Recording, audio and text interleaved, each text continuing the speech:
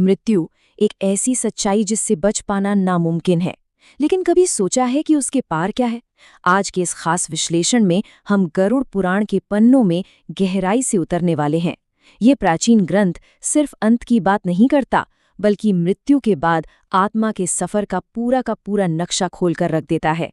तो चलिए, बिना देर किए इस बेहद दिलचस्प विषय में गोता लगाते हैं और देखते हैं कि ये स्रोत सामग्री असल में परलोक के बारे में क्या कुछ बताती है। सामग्री में एक बहुत ही कमाल की उपमा दी गई है। पक्षी पिंजरे से तो उड़ जाता है, लेकिन उसे पता ही नहीं होता कि पिंजरा टूट चुका है। मृत्यु के ठीक बाद की स्थिति भी ना कुछ ऐसी ही बताई गई है। आत्मा शरीर से बाहर तो आ जाती है, लेकिन वो तुरंत ये मान ही नहीं पाती कि उसका भौतिक वजूद खत्म हो गया है। ये जो शुरुआती उलझन है ना, ये आत्मा के लिए एक बहुत ही अजीब और भ्रामक स्थिति पैदा कर देती है।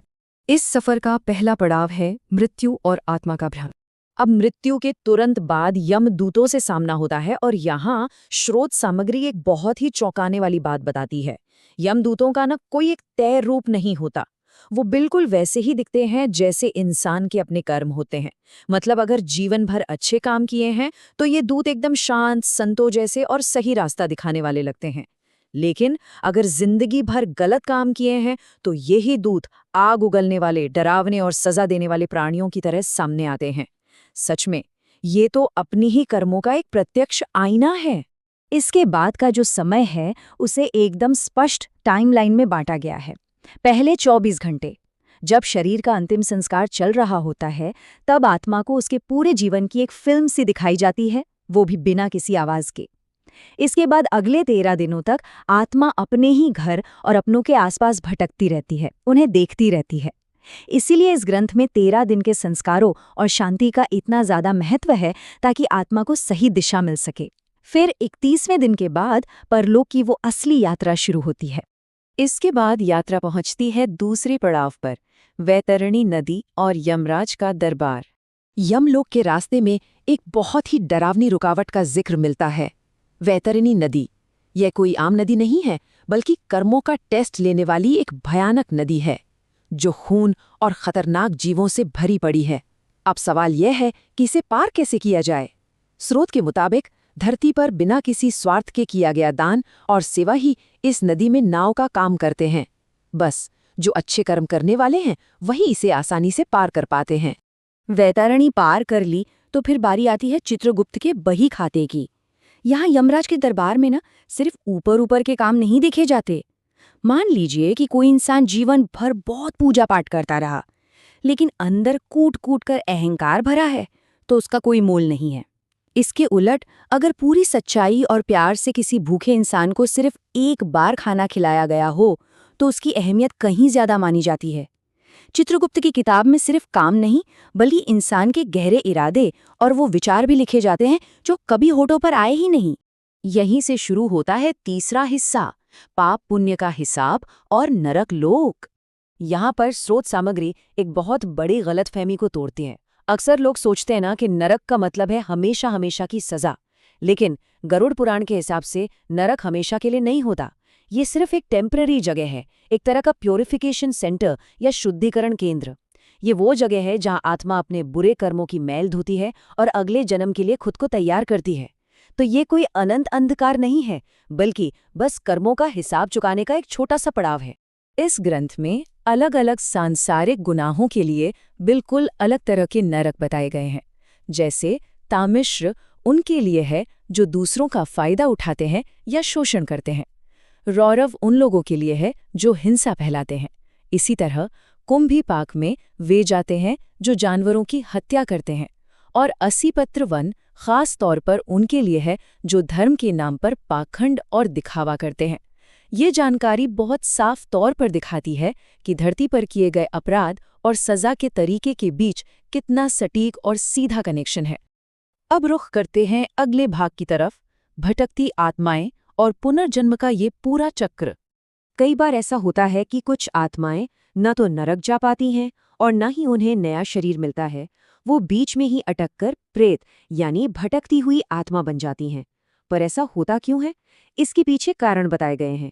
जैसे पैसे से बहुत ज्यादा लगाव होना, मरते वक्त मन में गहरा गुस्सा होना, कुछ अधूरी इच्छाएं रह जाना या फिर अंतिम संस्कार का सही से न होना। यही वो चीजें हैं जो आत्मा को इसी दुनिया से बांध कर रखती हैं, और जब तक ये मोह नहीं छूटता, आत्मा इसी चक्र में फंसी रहती है। 84 लाख। स्रोत सामग्री के अनुसार इस पूरी सृष्टि में योनियों या प्रजातियों की यह इतनी बड़ी हैरान कर देने वाली संख्या मौजूद है। और सबसे बड़ी बात, इन 84 लाख में से सिर्फ एक यानी मानव जन्म ही वो इकलौता मौका है जहां आत्मा अपने कर्म सुधार कर मोक्ष पा सकती है। बाकी की सारी योनियां तो बस पुराने कर्मों का फल भोगने के लिए होती हैं। सोचिए, ये इस बात को कितने गहरे तरीके से साबित करता है कि मानव जन्म मिलना कितना दुर्लभ और कीमती मौका है। हमारी चर्चा का अगला विषय है गर्भ का रहस्य और प्रारब्ध। दुनिया में कितनी असमानताएं हैं, है ना? कोई बहुत अमीर घर में पैदा होता है तो कोई बचपन से ही किसी बीमारी से जूझता है। अक्सर इसे सजा मान लिया जाता है, लेकिन स्रोत के अनुसार इसे प्रारब्ध कहते हैं, यानी वो भाग्य जो पिछले जन्मों के कर्मों से बना है। और दिलचस्प बात यह है कि ये सजा के लिए नहीं, बल्कि सीखने और शिक्षा के लिए होता है। जिसे हम दुर्भाग्य समझ बैठते हैं, वो असल में आत्मा की ट्रेनिंग का एक हिस्सा है, ताकि पिछले जन्म में जो सबक अधूरे रह गए थे उन्हें इस जन्म में पूरा किया जा सके। माँ के गर्भ के अंदर आत्मा का जो समय बीतता है, उसकी कहानी बहुत ही इमोशनल और सुंदर है। इन 9 महीनों में आत्मा पूरे होश में होती है। जन्म से ठीक पहले एक ऐसा पल आता है जब उसे अपने पिछले सारे जन्म याद आ जाते हैं। उस वक्त वो आत्मा ऊपर वाले से एक पक्का वादा करती है कि इस बार वो सिर्फ सत्य की खोज करेगी। लेकिन जैसे ही जन्म होता है और पहली सांस अंदर जाती है, दुनिया के इस माया जाल की वजह से वो अपना किया हुआ हर वादा भूल जाती है। ये वाकई में जीवन का सबसे बड़ा और सबसे गहरा विस्मरण है। और अब इस सफर का आखिरी पड़ाव, अंतिम सत्य और मोक्ष का मार्ग। गरुड़ पुराण इस जन्म मरण के थका देने वाले चक्र से बाहर निकलने के 3 बहुत ही साफ रास्ते बताता है।